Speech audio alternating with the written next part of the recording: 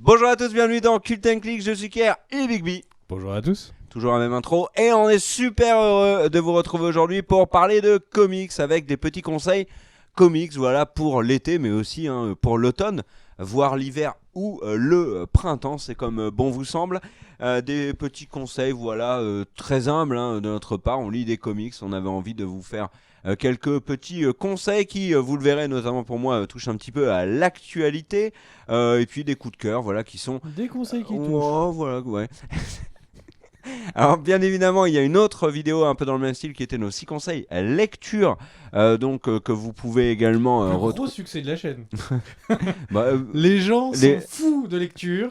C'est une nouveauté. mais et donc on s'est des dit. très bons On retours, continue. des très bons Et retours. Et alors, on s'en je- fout que Je me on moque, s'en fout du mais en fait on fait ce qu'on veut. On Ouais, est chez exactement. nous. Et puis on avait envie de vous conseiller des bouquins. Et maintenant on va Alors, vous conseiller des comics. Vu que tu avais fait les indispensables, les comment t'avais appelé ça? Indispensable Gameblog. Voilà, on t'avait pas du tout appelé ça comme ça. Pour les bouquins, moi j'ai quand même un comics que je ne saurais que trop vous conseiller, dont on ne va pas parler dans cette vidéo, et je trouve que ça, c'est lamentable. Voilà, je tiens à le dire, tu es lamentable, je suis lamentable, nous sommes lamentables. C'est bien évidemment Watchmen, et il faut lire Watchmen, mais il ne fait pas partie des 6 que nous allons vous conseiller. Tu veux commencer? Allez, je me lance. Aïe, Vous voyez ça depuis le c'était mon début genou. que j'ai C'est plein la première grave blessure en vidéo. Vous voyez que j'ai plein de comics dans les mains et pourtant ce n'est pas celui dont je vais vous parler qui est là. Et effectivement, je vais comme ça. Civil War. Alors là, c'est le comics numéro 2, mais évidemment, le premier à lire d'urgence, c'est Civil War. Alors Civil War, c'est un comics de l'univers Marvel et eh bien, ça n'a aucun rapport avec le film. Déjà, c'est un truc à savoir. Il y a un lien quand même.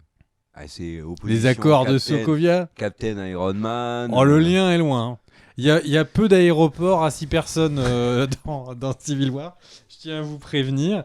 Alors, de quoi parle Civil War? Donc, on est dans un univers, il y a des super-héros de partout, ils se baladent, ils sont dans leurs costumes, ils ont leur petite identité secrète, ils combattent des méchants, tout va bien. Et puis, d'un seul coup, il y a petit à petit l'idée de faire tout simplement, de réguler cet univers de héros qui Après un s'installe. terrible accident avec Ouais. Nitro. Et en fait, il y a une ville qui a pété, beaucoup d'innocents morts. Et donc, c'était un moment, en fait... Alors, c'est très lié, en fait, à l'époque où le comics est sorti. C'est-à-dire qu'il y avait... donc, dans le comics, on suit une télé-réalité sur des jeunes héros qui, du coup, pour faire un peu d'audimat, essayent d'attraper toujours des vilains. Et là, ils affrontent des vilains qui sont largement au-dessus de leur niveau. Et Ça surtout, il y se en a un passe... qui explose. Voilà, ça se passe facilement. très mal et du coup, il y a énormément d'innocents qui meurent.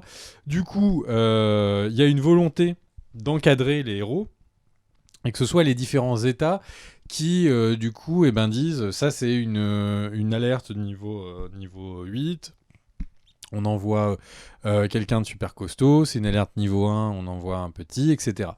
Et par rapport à ces accords, d'un côté va s'ériger du coup Tony Stark, qui lui a envie que justement tout soit organisé et le fait que du coup ce soit vraiment l'ensemble des forces de l'ordre, entre guillemets, qui soient tous là pour sauver les humains, chose qu'on sent dans les films, accessoirement, qui est une vraie volonté de Tony de venir, d'organiser les choses, quel que soit le but. Et puis à côté de ça, parce qu'il y a quand même petit problème dans l'équation, c'est qu'il faut que les super-héros donnent leur identité secrète pour que du coup ils deviennent en fait vraiment des membres actifs de l'ordre géré par l'État. Et ça, ce petit problème fait que Steve Rogers, alias Captain America, va s'opposer aux accords et donc va devenir un hors-la-loi. Et donc en fait, Captain America qui lui refuse que les gens en donnent leur nom, pensant que du coup les petits héros auront leur famille menacée et que ce n'est juste pas la chose juste à faire. Et du coup, on va se retrouver avec d'un côté les forces d'État, le SHIELD et les super-héros qui signent les désaccord du côté de Tony. Et de l'autre côté, on va avoir évidemment Captain America et une bande de super-héros qui, eux, vont être donc hors la loi. Et un élément important de ce Civil War, eh bien, il y a Spider-Man qui décide donc, suite aux discussions avec Tony, d'annoncer sa véritable identité de Peter Parker. Et il va en fait un peu symboliser tout ce qui va se passer parce que lui et Tante May vont être pourchassés par des assassins. Et petit à petit, sa vie va sombrer. Il va moins, du coup, pouvoir faire la chose juste d'être le Spider-Man du quartier parce qu'il va être juste en train d'essayer de sauver ses proches. Et puis donc, petit à petit, il se passera des choses. Je ne vous spoil pas tout. Et c'est... Ce qui est excellent dans Civil War, c'est que déjà, il y a beaucoup des personnages les plus connus, ce qui permet, en fait, contrairement à beaucoup d'univers, par exemple, si vous vous lancez dans les Ultimates, qui est un autre comics Marvel, vous risquez d'être paumé parce qu'il n'y a pas forcément que des super-héros très connus. Là, avec Civil War, vous allez rencontrer beaucoup de personnes donc, que vous avez déjà vues dans des films. Ils y sont tous. D'ailleurs, moi, c'est, je pense, le premier gros comics Marvel que j'ai lu. Et en introduction, c'est parfait. C'est excellent. Parce que du coup, on voit bien qui est ami avec qui, quels sont les enjeux personnels de qui. Et les personnages ne sont pas si différents que ça des films. Donc, vous serez un petit peu dans des eaux connues. Donc, très concrètement, Civil War, super introduction pour aller dans l'univers Marvel. Si vous êtes déjà univers Marvel, mais que vous avez arrêté avant Civil War, c'est un bon moment pour vous lancer. Voilà pour mon puis premier on jeu. voit les 4 Fantastiques, il y a les X-Men, il y a Wolverine qui a un rôle très important. Ouais, tout à Et fait. si vous connaissez pas du tout l'univers Marvel et que pour vous Marvel c'est uniquement les films, avec Civil War vous vous rendrez compte de l'importance aussi qu'ont certains super-héros dans l'ensemble de Marvel. Par exemple, on parle bien évidemment d'Iron Man et de Captain America, mais ce comics-là, Civil War, vous fait prendre conscience à quel point Wolverine, par exemple, est un personnage extrêmement important dans l'univers Marvel, tout comme Spider-Man ou Reed Richards, par exemple, le boss des 4 Fantastiques. Et ben moi, mon premier comics que je vais vous conseiller, c'est également chez Marvel, mais c'est pas tellement la même ambiance. C'est, on va dire, une relecture signée Kirkman, le monsieur qui a fait The Walking Dead. Ça, j'en parlerai juste après. The Walking Dead, c'est ça. Et ben Kirkman, avant ça, il avait fait un truc qui s'appelle Marvel Zombie. Et franchement, ça défonce. Ça défonce. Alors le principe, c'est quoi ? Et ben en fait, il y a donc Sentry qui arrive sur Terre, le super-héros Sentry. Et en fait, il arrive sur Terre et il est accompagné par un virus. On ne sait pas pourquoi. Alors, il y a une ouverture aux comics. Donc, il y a plusieurs tomes, hein, mais il y en a une, c'est un hors-série 4 Fantastiques. Et en fait, c'est des 4 Fantastiques zombies qui arrivent dans une autre dimension, etc., qui foutent un bordel monstrueux. Et sur Terre, quand Sentry arrive avec le virus zombie, eh ben, tout le monde est contaminé, y compris les super-héros. Et là, le comics, le tome 1 commence avec Magneto, qui n'est pas un super zombie, qui est traqué par les super-héros devenus zombies et qui n'ont qu'une seule obsession, manger. Et les super-héros ne sont plus du tout là pour combattre le mal. C'est eux le mal. Eux, ils n'ont qu'une seule idée en tête, c'est on a faim, comment est-ce qu'on fait pour arriver à manger ? Et surtout, on veut bouffer absolument tout le monde. Et Marvel Zombie, honnêtement, c'est ultra gore, c'est hyper audacieux et c'est super marrant. Et le truc qui est intéressant avec Marvel Zombie, c'est que Kirkman, quand il est arrivé et qu'il a dit bon ben moi j'aimerais faire ça, il a dit moi la seule condition pour que je le fasse, c'est que vous me laissiez quartier libre. Et Marvel Comics a dit ok, tu y vas. Et du coup on se retrouve avec quand même des scènes qui sont incroyables, avec des super-héros qui se font déchiqueter, des super-héros qui font partie des figures majeures de la pop culture et qui sont des icônes comme Iron Man, Captain America, Hulk, etc., qui sont ignobles et qui n'ont juste qu'une envie, c'est manger. Franchement, le premier tome m'a sidéré. Mais vraiment, je m'attendais absolument pas à ça. Je pense que Marvel Zombie, jusqu'à présent, j'ai pas vu du tout un tome de The Walking Dead qui lui arrivait en tout cas au pied du premier tome de Marvel Zombie. Et ce qui est original aussi dans la suite, c'est que Kirkman n'a pas fait tous les tomes. Et par exemple, le tome 2, ça commence à prendre une allure un petit peu anthologique. Et par exemple, c'est Ash de Evil Dead qui apparaît dans le monde de Marvel et avec sa tronçonneuse et son gun. Et qui commence à vouloir buter les zombies parce que oui, il y a des zombies. Bref, Marvel Zombie, je vous le conseille, mangez tous les tomes, mais surtout le premier, qu'est-ce que c'est bien. Mon numéro 2, c'est The Walking Dead. C'est pour ça que je parlais d'actualité. Pourquoi vous parlez de The Walking Dead? Alors déjà, sachez que si vous regardez la série, il y avait avant le comics, bien évidemment, de Kirkman. La série est une adaptation de ce comics, adaptation libre, hein, la série ne respecte finalement pas tout, et Ne loin de respecte là, rien. non, pas tout. Sans foi ni loi. Du comics. Et si je vous en parle, c'est qu'il s'est passé un truc assez sensationnel aux US avec la sortie régulière du comics là-bas, puisqu'en fait, du jour au lendemain, Kirkman a dit bon bah voilà, le prochain numéro qui sort la semaine prochaine, les amis, c'est le dernier, terminé. Et ce qui s'était passé juste avant, c'était un truc absolument ouf qui avait surpris tout le monde, mais je ne vous dirai pas quoi. Et donc je crois que c'est la partie 93, boum, c'était la dernière, et The Walking Dead, c'est terminé. Donc il y a eu genre 2-3 jours avant, entre l'annonce et puis la sortie du comics, c'est terminé. Et en France, c'est le tome 32 qui sera donc édité toujours chez Delcourt, qui sortira en octobre. Et ça sera le dernier de The Walking Dead. Donc si je vous en parle, c'est pas tellement que La je vous invite. réactivité est ouf. Ouais, c'est pas tellement que je vous invite à le lire, même si je vous invite à le lire. Mais c'est surtout que là, vous avez un comics qui est une longue série de 32 tomes et qui s'est terminé. Donc vous allez pouvoir tranquillement, si vous avez envie, soit vous le faire offrir. Moi, c'est ce qui m'est arrivé. Mes amis me l'ont offert et ils avaient emballé chaque tome dans un papier cadeau différent. Ouais. Et donc, franchement, c'est un souvenir merveilleux et je les remercie tous et toutes. Et donc voilà, le tome 32, ça sera le dernier. La différence, il y en a beaucoup, hein, mais ça on en parlera peut-être dans une autre vidéo. Mais vraiment, le comics The Walking Dead est réussi.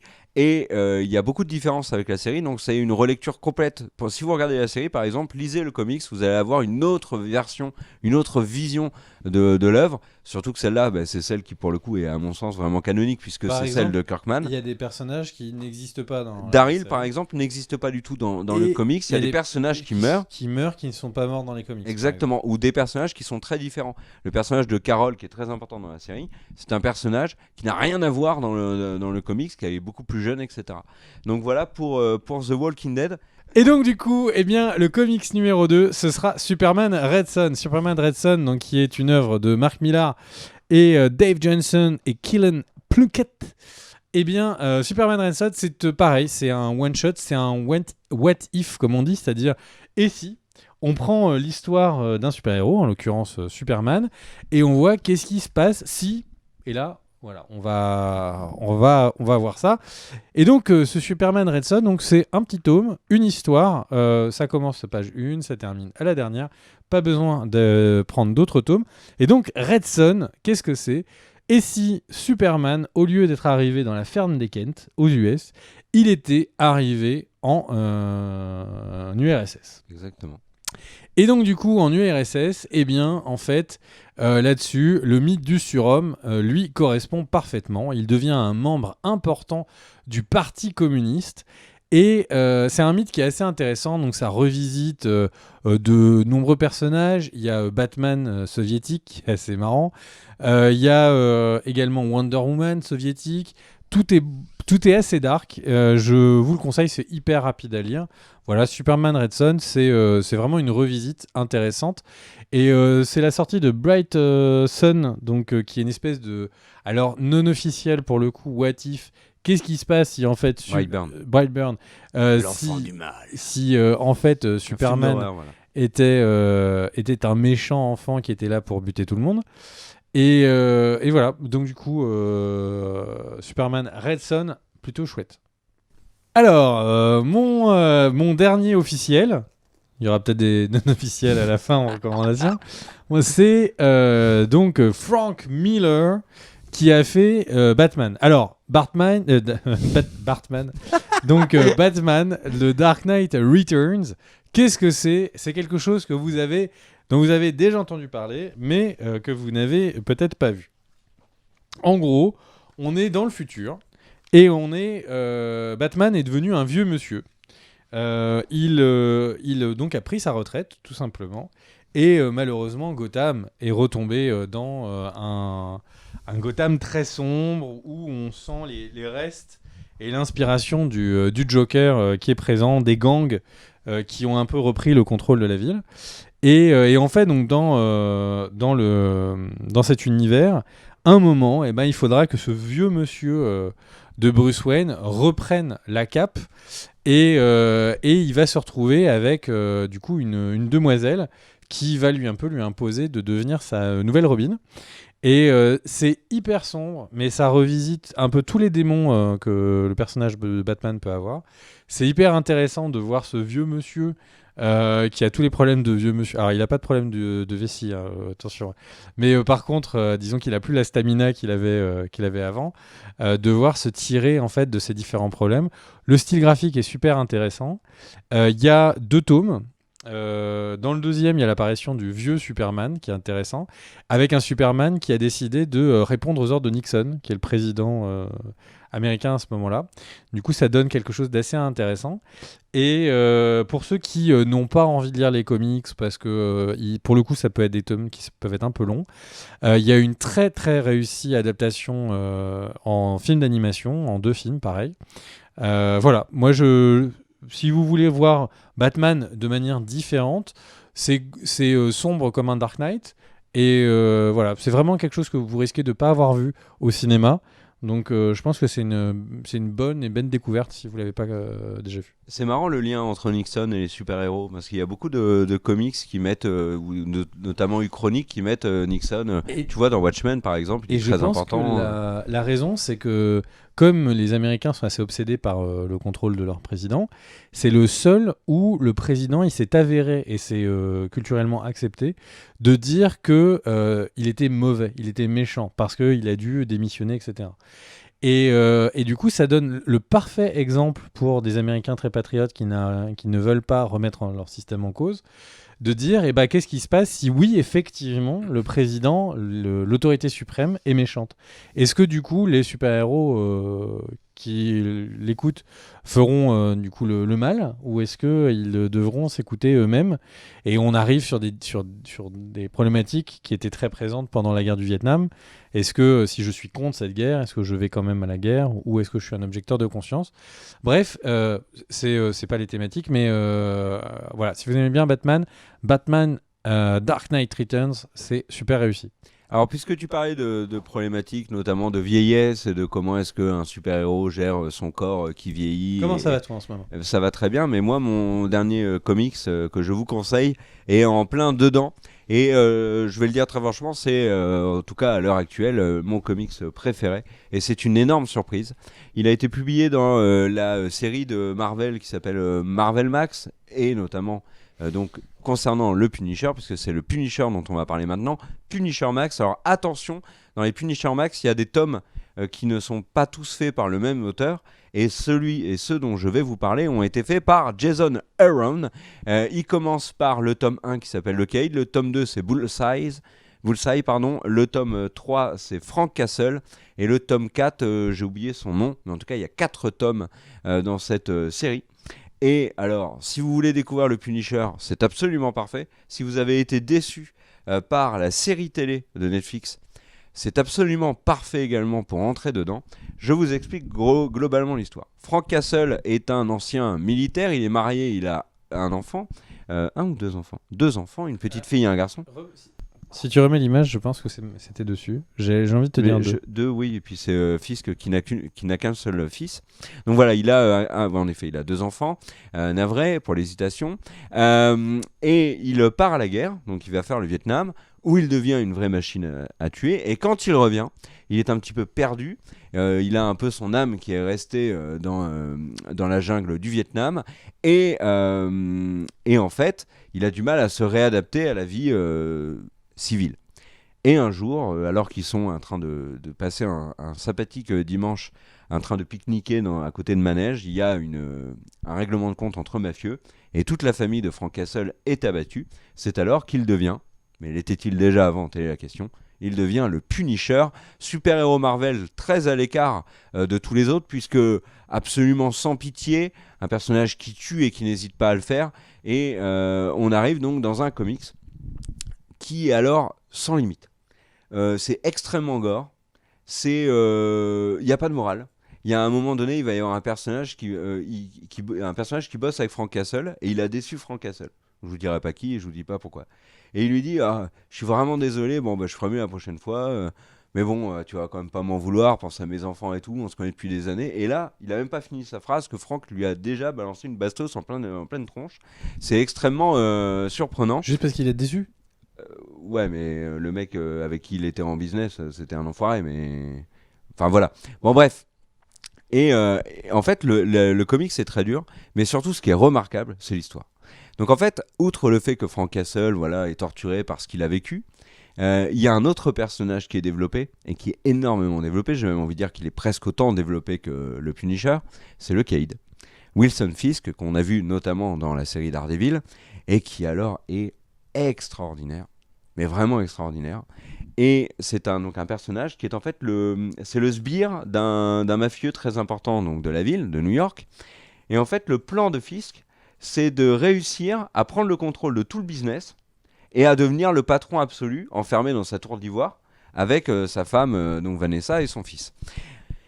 Et donc on va suivre la confrontation entre ces deux personnages, Punisher qui commence à vieillir et qui a la gâchette facile, et qui en prend tellement plein la tronche, et Fisk qui lui, tranquillou bilou, est en train de préparer son plan pour prendre le contrôle de la ville. Vont intervenir des personnages très connus de l'univers des Defenders, par exemple Elektra, par exemple Bullseye, qui est donc un méchant régulier et très célèbre de Daredevil. On a également Pilgrim, qui est un des méchants de la dernière saison du Punisher, qui est également là. On a bien évidemment Vanessa Fisk, on a Barracuda, etc. C'est très sanglant. C'est absolument... Donc si vous aimez les comics vraiment matures, qui cassent un peu les codes du genre, où on n'est pas avec des super-héros en costume moulant, en train de s'envoyer des rayons laser, les éviter, puis de se mettre des claques et à la fin de dire on s'aime. Là, personne s'aime à la fin. C'est juste, ça arrive souvent. Qu'ils soient en costume moulant, qu'ils s'envoient des lasers et qu'ils se disent on s'aime. À la fin, ouais. T'as pas regardé le bon rayon Si. Bref, le Punisher est très mature, mais surtout l'histoire, j'ai pas décroché une seconde. J'ai trouvé ça absolument passionnant. C'est très bien écrit, c'est très bien dessiné. Bref, je sais pas si je vous ai donné envie de le lire, mais Punisher Max, moi, j'ai trouvé que ça, mais c'était tellement au-dessus de la série de Marvel Netflix qu'au final, on ne peut avoir que des regrets sur la série de Marvel Netflix. Parce qu'il y a un truc, par exemple, qu'on disait beaucoup sur la série, c'est que John Berthold, tu vois, en Punisher, c'est un vrai dur. Tu vois, il en prend plein la tronche, puis il en met plein. Non, pas du tout. C'est un vrai enfant de cœur, en fait, le Punisher de Netflix. Hein. Je t'assure, c'est un vrai enfant de cœur. Dans ce comics-là, le Punisher, il faut clairement pas lui casser les robignoles. Et si tu as le malheur de le faire, tu n'auras pas le temps de t'expliquer avec lui. Et franchement, et alors tout ce qui est le background autour de sa personnalité, de sa famille, de pourquoi il en est là, la même chose pour Fisk, la même chose pour Bullseye, etc.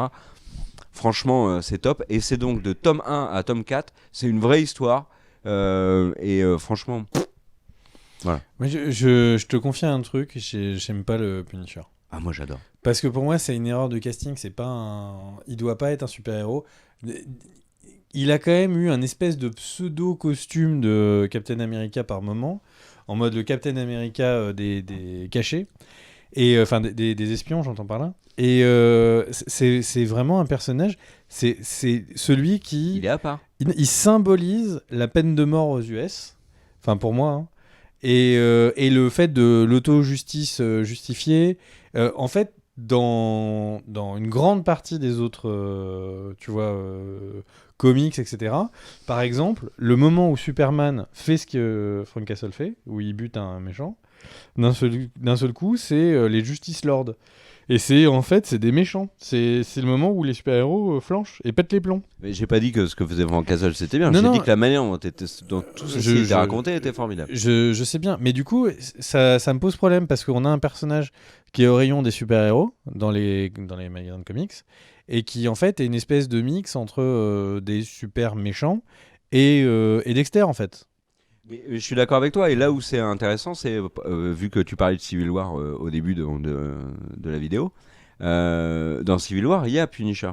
Et c'est marrant parce qu'il arrive, il dit non mais moi je veux aider, il est dans le camp de Captain qui est en déche de super-héros. Il veut être dans le camp de Captain. Et en fait, il fait tout de suite un truc qui est moralement complètement répréhensible pour les autres. Et du coup, Captain lui dit maintenant, t'es gentil, tu dégages maintenant. Il lui pète la gueule. Oui, non mais voilà. mais je voulais pas trop en dire. Mais c'est pour montrer à quel point le Punisher est à l'écart.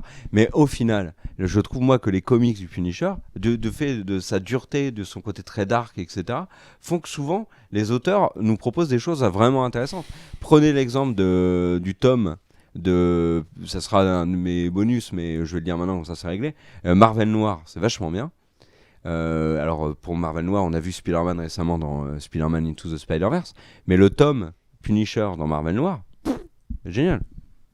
Moins bien que Punisher Max, mais très réussi aussi. Alors du coup, tu veux faire tes non, tes mais les petits bonus, ça y est, moi j'ai fait Marvel. Et bah du coup, moi je vous fais 2 petits bonus. Le premier, il est là. J'en avais déjà parlé sur la chaîne, donc c'est pour ça qu'on n'a pas voulu faire long. Et puis aussi parce que Ker m'a censuré. Donc c'est Wolverine Old Man Logan. C'est pareil, c'est un tome, une histoire. On est dans un futur apocalyptique, on ne sait pas ce qui s'est passé. Et Logan, donc, qui est devenu un vieux monsieur, qui a une famille, qui a une ferme, en fait, se fait raptouiser par les frères Raptou, qui viennent. Donc en fait, il y a des gens qui, c'est un crossover incroyable avec Picsou. Et donc en fait, il vient et il y a des méchants qui lui demandent de payer un impôt fictif du coup tous les mois. Et il se passe un drame et du coup il va être obligé de faire le voyage à travers les États-Unis. Et donc on va découvrir ce vieux Logan qui a un peu raccroché les griffes, qui se balade dans ce monde qui est aussi blessé que lui l'est. Et c'est assez intéressant. Par contre, je vous préviens, c'est hyper dark. Pas d'image, Whoopi, parce qu'à un moment, Whoopi nous a balancé une image de Wolverine qui était absolument hardcore. Et l'autre petit truc, puisqu'on est dans les bonus, et c'est Last Man, qui est un comics français, une bande dessinée. Donc il y a eu la série animée Last Man qui a été produite et coproduite par France 4, en tout cas diffusée sur France 4, qui est excellent et qui est le préquel des dessins des bandes dessinées donc Last Man. J'en suis à peu près à la moitié, je crois, des Last Man. C'est très bien. BD, de la BD, de la BD, ouais. Et c'est très bien. C'est juste que il y a ça manque d'une histoire aussi accomplie que ça, clairement. Là, les dessins m'ont fait très peur quand j'ai vu la couverture, mais les dessins sont beaucoup mieux à l'intérieur. Mais surtout, si vous avez aimé Last Man, et ben vous adorez, à mon avis, la bande dessinée. Voilà, c'était les petits bonus. Moi, petit bonus aussi, les comics The Witcher, donc qui sont adaptés de l'univers du sorceleur, les livres, et puis ensuite les jeux vidéo. Il y a une vidéo sur la chaîne C'est quoi The Witcher, où je disais qu'il y avait les comics et que j'allais en parler, c'est chose faite. Il y a donc cette première histoire avec Geralt qui chasse en tant que sorceleur, avec Ciri à ses côtés, ça c'est cool. Et puis ensuite, on a un truc qui s'appelle La Légende. Il y a 2 tomes qui sont déjà sortis. Une avec des sorcières, me semble-t-il, les filles de je ne sais plus quoi. Puis celui-là, le tome La Maison de Verre. Si vous aimez l'univers de The Witcher, si vous voulez le découvrir aussi, c'est plutôt pas mal pour découvrir tout ça. Et je ne sais pas chez qui c'est publié. On s'en fout complètement. Urban, je crois. Voilà, Urban. Voilà. Merci à tous d'avoir regardé cette vidéo conseil 6 comics. N'hésitez pas, alors, bien évidemment, n'hésitez pas à nous conseiller des comics parce que vous nous avez conseillé beaucoup de livres dans la vidéo sur les livres. Moi, j'en ai acheté plusieurs. J'ai acheté Les Rois Maudits, j'ai acheté, j'ai oublié les noms.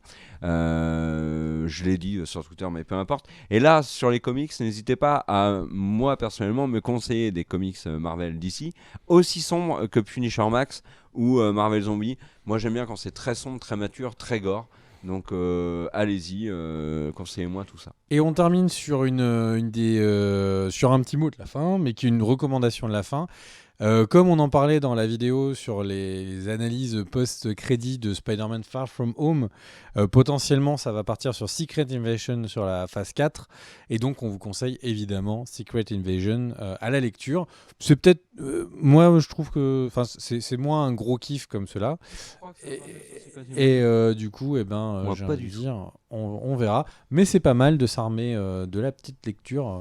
Surtout qu'il n'est pas très long à lire. Avant, il faut lire la guerre Skrull-Kree. Avant l'invasion. En fait, la guerre Skrull-Kree, elle est en fil rouge sur 30 ans de comics. Hein. Donc, oui, mais enfin, il doit y avoir de quoi résumer tout ça. Bon, mais Secret Invasion, je pense que c'est pas si mal de commencer par là. Si t'as déjà vu tous les films du MCU. Bref, on se retrouve pour une prochaine vidéo bientôt. Des bisous, profitez bien de l'été et on se retrouve bientôt. Ciao ciao. Ciao.